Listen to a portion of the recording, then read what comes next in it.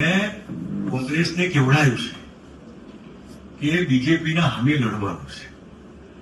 આપણે દાંતણ હોય તો ચપ્પુ હોય તો દાંતણ ચપ્પાથી કપાય, પણ બહુ મોટું થળિયું હોય તો ચપ્પાથી થળિયું ન કપાય. મોટો કોણ એ બીજેપીના સામે તમારે ચપ્પુથી ન ચાલે. અને ઓવરનાઇટ નથી હોતું, તમારે આજે મથવું પડે. છેલ્લી ઘડીએ તું પડે ના નક્કી કરો આજે લડવું આ મેદાનમાં. ઓછી હરીફાઈ હશે, કારણ કે મહેનત કરવાની છે. એટલે એ મેં રાહુલ ગાંધીને કેવડાયું છે કે તમારે જો બીજેપીને કાઢવામાં રસ હોય તો હું જે પ્રમાણે ડિઝાઇન કરું પાર્ટીની એ તમારી તૈયારી હોય મને કહેજો. મારે કંઈ જોઈતું નથી, મારે કોઈ ટિકિટ નથી લેવી, મારે કોઈ મુખ્યમંત્રી કોણ થાય તમારે જેને કરવું કરજો બધું.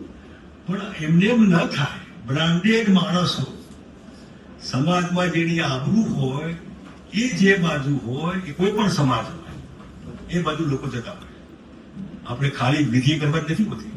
સમાજમાં રેપ્યુટેશન જેનું હોય, જૂના જે ખેડા જિલ્લો તમને ખબર છે, પટેલો બધા જૂના ખાદીવાળા, કોંગ્રેસ વાળા, બધા આબરૂવાળા, મારેજામાં અમારે જે બધા હતા વિષ્ણુ કશી ને બધા સુખી માણસો, રેપ્યુટેશન સારું.